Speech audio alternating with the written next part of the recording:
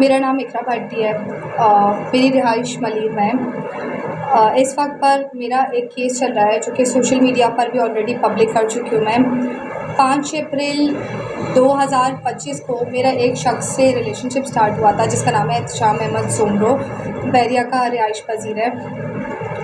उसका रिश्ता आया मेरे घर पर, जो नॉर्मली एक पाकिस्तान में जिस तरह लोकल एक रिवायत है उस तरीके से सब कुछ हुआ। वो लड़का, उसका काम ही यही था कि वो हर लड़की को इस तरीके से, उसकी फैमिली का काम यही था कि अप्रोच करना, शादी तक लेकर आना, मोहब्बतों के जाल में फंसाना। मुझे मेंटली उसने इस तरह रेडी किया, मेरे लिए खुद को मारना पीटना, ये सब कुछ किया।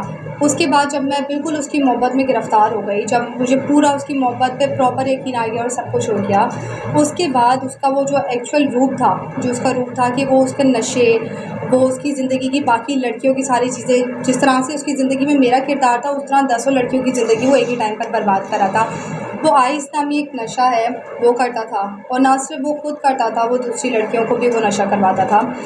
और वो नशा करवा के वो उनको इस कदर मैनिपुलेट करता था कि उसके बाद उसका काम सिर्फ उनको मेंटली हैरेस करना, फिज़िकली डैमेजेस देना।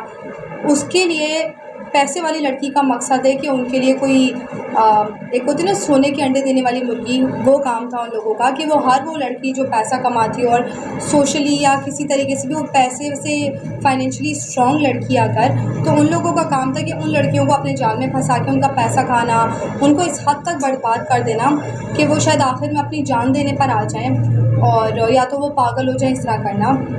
तो 5 तारीख को पिछले साल अप्रैल में मेरा उससे रिलेशनशिप स्टार्ट हुआ। मई में मेरी और उसकी शादी होने वाली थी। उसकी फैमिली मेरे घर रिश्ता लेकर आई, लेकिन क्योंकि उन्होंने सिर्फ रिश्ता लेकर आना था, उन्होंने शादी नहीं करनी थी। खैर, उसके बाद चलता रहा। उसने मुझे बहुत मैनिपुलेट किया चीज़ों पर, मेरी माजी की चीज़ें उठाने की कोशिश की, जबकि उसको उसमें कुछ भी इस तरह का नहीं मिला। लेकिन क्योंकि उसको कहीं ना कहीं मुझे गिल्टी साबित करना था, उसको कहीं ना कहीं मुझे टॉर्चर देने के लिए ये सारी चीज़ें करनी थी, जहाँ पर उसने मेरा कैरेक्टर मेरी नज़रों में गिराना था। एक एक करके वो शुरू में वो सारी चीज़ें मुझे प्रोटेक्शन लगती थी। शुरू में मुझे लगता था कि एक मर्द है, मुहाफ़िज़ है औरत का, लेकिन क्योंकि उसका काम ही ये था, वो मुहाफ़िज़ नहीं था। उसका काम था सिर्फ लड़कियों को इस तरीके से प्रॉपर अपने जाल में फंसाना। शुरू में वो सारी चीज़ें मुझे फिर भी अच्छी लगती थी कि एक मर्द मेरे लिए मुहाफ़िज़ हो रहा है, वहाँ पर मुझे बचाने की कोशिश नहीं की। उस दिन के बाद से नाम जो है एक बार दोबारा रिपीट करें आप। उनके दोस्तों के ना, उनके दोस्तों में सबसे बड़ा जो इसका साथी है हर चीज़ में, जो इसका साथ देता है, उसका नाम है काज़िम शाह। काज़िम शाह का काम ना सिर्फ लड़कियों को, बहुत सारे लड़कों को भी इस नशे पे, जो यंग यूथ है उनको नशों पे लगाना, क्योंकि ये सारे वो लोग हैं जिनको कमाई के कोई ज़रिए नहीं है। इनके लिए कमाई का ज़रिया यही है कि किसी को नशे पे लगाना, और जब नशे पे लगाना तो इन लोगों को वो नशा खुद करने के लिए फ्री में मिल जाता था। तो इन लोगों का काम, सबसे पहला नाम काज़िम शाह, दूसरा नाम आयशा जाहिद, जो इनकी सो कॉल्ड बहन है। और इस बहन का काम ये है कि ये खुद उसके साथ भी फ़िज़िकली इन्वॉल्व है, इसके उसके साथ भी जिस्मानी ताल्लुकात वही हैं जो एहतशाम की दूसरी लड़कियों के साथ हैं, और ये दुनिया के सामने उसकी बहन होती है। और इसके अलावा उसका काम है इसको लड़कियां ला कर देना डिफरेंट जगह से। इसकी अपनी काज़ान, इसकी अपनी दोस्तें थी, सब उनको आइस पर लगा चुकी है ये लड़की आयशा जाहिद। उसके बाद एक लड़की है कायनात मलिक। कायनात मलिक डिफेंस की एक जानी मानी आइस डीलर हैं, उनका काम सिर्फ नशे सप्लाई करना है। आयशा जाहिद, इनका एक दोस्त है जमाली, वो वहाँ पर मौजूद था। उस जगह पर मौजूद इसका एक दोस्त सुलेमान, जो कि अभी अभी रिहाब भी काट कर आया है। सुलेमान और इसकी एक और दोस्त मुस्कान, ये वो लोग थे जो 17 अगस्त वाले दिन, जिस दिन इसने पहली बार मुझे कैसे कौन से फेज में है ये बंगला जहाँ पे इसने रेड पे लिया था, जहाँ आपको में मारा? बहुत अलग अलग जगह है, एक जगह नहीं है। मैं सारी जगहों की निशानदेही भी कर सकती हूँ। मैं अपनी की हुई हर बात को साबित करने के लिए अपने पास, इस वक्त मेरे पास मौजूद एहतशाम का फ़ोन, इसमें मौजूद उसके हर वो डाटास, इसमें मौजूद यहाँ तक कि वो जो उसकी बहन है जो उसको लड़कियाँ प्रोवाइड करती है, उस तक की गंदी वीडियोस इस फ़ोन में मौजूद है। इस फ़ोन में मुझ समेत बाकी जितनी लड़कियाँ जिसकी उसने ज़िंदगियाँ बर्बाद की हैं, एहतशाम के इस फ़ोन के अंदर, ये एहतशाम का ज़ाती फ़ोन है, इस फ़ोन के अंदर उसका सारा डाटा मौजूद है। बहुत सारा नहीं है क्योंकि ऑब्वियसली वो बहुत सारी चीज़ें अपने पास से बैकअप कर चुका है। जितना इस फ़ोन में इस वक्त पर डाटा मौजूद है, इस वक्त मेरे हाथ में उसके हाथों से बर्बाद हुई भी बहुत ज़िंदगियों का रिकॉर्ड है। ना सिर्फ ये, इस वक्त पे गडाब थाने में मेरा केस चल रहा है एहतशाम के ख़िलाफ़। आखिरी बार 12 मार्च को उसने अगेन मुझे मारने की कोशिश की है जान से, और वो मेरी ज़िंदगी में वापस आकर, क्योंकि वो अब तक मुझे वक्तन फ़वक्तन पिछले साल ये एक पूरा साल वो मुझे वक्तन फ़वक्तन ब्लैकमेल करता रहा, मुझे बहुत जगह अज़ियतें देता रहा। मैं उससे जब दूर भी चली गई हूँ, उस जगह पर भी वो मुझे ब्लैकमेल करके अपने पास वापस बुलाता रहा हर जगह के ऊपर। इस बार 12 तारीख को उसने बैरिया टाउन में मेरे साथ ज़्यादती करने की कोशिश की, मुझे ज़बरदस्ती दोबारा आइस का नशा करवाया। उसके बाद उसने ये जो मेरे हाथों पर चोटें हैं, ये जितनी भी चोटें हैं, इसने मुझे मारने की कोशिश की। असूलन वो मुझे मारना नहीं चाह रहा था, वो मुझे डराना चाह रहा था उस वक्त के ऊपर, क्योंकि एहतिशाम को ऐसा लगता है कि जिस कैरेक्टर का मालिक वो खुद है या जिस माहौल में वो खुद पैदा हुआ है, उस माहौल का हर इंसान है। या मैं वो लड़की हूँ जो शायद चलते फिरते हर किसी के साथ अवेलेबल रहती हूँ। तो इस शख्स ने उस दिन मुझे मारने की कोशिश की, मेरे साथ ज़्यादती करने की कोशिश की। ना सिर्फ ये, मुझे मुसलसल मेरी तकलीफ़ों के बाद भी मारता रहा। मेरे हाथ में 9 स्टिचेस आने के बावजूद मुझे 4 घंटे अज़ियत में रखा है, और आखिर में उस जगह से मैं भागी हूँ किसी तरीके से। मेरे दोनों हाथों पर बैंडेजेस बंधे हुए थे, मेरे उल्टे हाथ पर 9 स्टिचेस आए हुए थे, मेरे सीधे हाथ पर चोटों के निशान थे।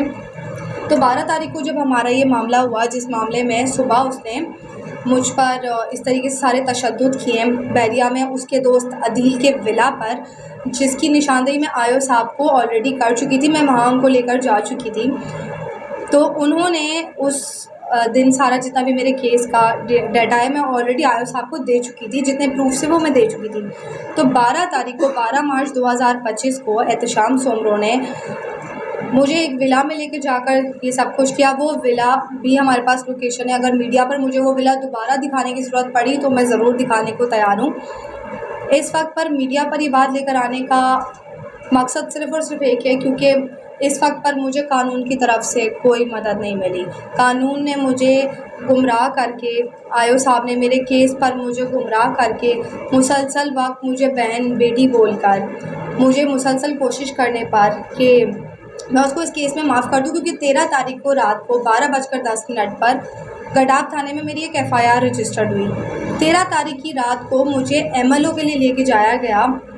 जो मेरे कपड़े थे, क्योंकि जो मुझे चोटें लगी थी, मेरे सारे कपड़े खून में रंगे हुए थे, वो सब मैंने आयो साहब को, और जिस जगह पर उसने मुझे नशे कराए, क्योंकि जब मैं गाड़ी को वहाँ से लेके जाने में कामयाब हो गई थी, तो गाड़ी में एहतशाम अहमद का ये फ़ोन, उसके अलावा गाड़ी में मौजूद उसके आइस के पैकेट्स, उसके अलावा जो जिस चीज़ में वो नशा होता है, एक स्टिंग की बॉटल के ऊपर एक बाउल रखकर जो नशे का पूरा तैयार होता है, सैंपल के तौर पे मैंने हर वो चीज़ प्रूफ के तौर पर मैंने आयो साहब को सबमिट की थी 13 तारीख की रात को। आयो साहब के पास ये सारी चीज़ें थी। उसके बाद जब 12 तारीख को उसने मुझे मारने की कोशिश की है, और फिर उसके बाद यहाँ तक भी बात ख़त्म नहीं हुई है। सुबह से लेकर मुझे ये स्टिचेस लगे हैं 12 बजे। अदील के विला पर उसने मुझ पर ये हमला किया है, और ये सारा वाक़या मामला सारा अदील के उस विला पर हुआ है जो कि इसका दोस्त है। वहाँ से मुझे बैरिया हॉस्पिटल लेकर गया है स्टिचेस दिलवाएँ। उसके बाद ये मुझे असूलन मेरे घर पे ड्रॉप करने के लिए जा रहा था, फेडरल पीरे में दोस्त के घर पे ड्रॉप करने जा रहा था, जहाँ से हम लोग साथ निकले थे, लेकिन ये मुझे वहाँ पर भी नहीं लेकर गया। ये वहाँ से मुझे सोल्जर बाज़ार अपने एक डीलर के पास लेकर गया, जहाँ से उसको आइस ख़रीदनी थी। वहाँ इसने आइस ख़रीदनी थी जिस जगह पर, वहाँ से मुझे वहाँ पर लेके गया है, जबकि डॉक्टर्स के अकॉर्डिंग 12 घंटे तक। आखिर में मेरी सिर्फ एक अपील है कि इस वक्त पर, क्योंकि मेरी और मेरी फ़ैमिली को जानी और माली नुकसान दिए जा रहे हैं, मुसलसल हमें मुसलसल थ्रेट्स दिए जा रहे हैं, तो मैं इस वक्त पर चाहती हूँ कि हमें प्रोटेक्शन प्रोवाइड की जाए पुलिस की तरफ से या कोर्ट की तरफ से, हमें प्रोटेक्शन प्रोवाइड की जाए। इस वक्त पर मुझे या मेरी फ़ैमिली को किसी भी किस्म का नुकसान पहुँचता है तो उसके ज़िम्मेदार आयो सज्जाद अनवर साहब, एहतशाम अहमद सोमरो जो सारे किए दारे का मालिक है, उसकी वालदा उमा, और उसके सारे दोस्त जो उसके साथ बराबर के शरीक है हर चीज़ में, ये सब लोग हैं। अगर मुझे या मेरी फैमिली में से किसी को भी कोई भी नुकसान पहुंचता है तो इसके ज़िम्मेदार सिर्फ़ और सिर्फ ये सब लोग हैं। बहुत शुक्रिया।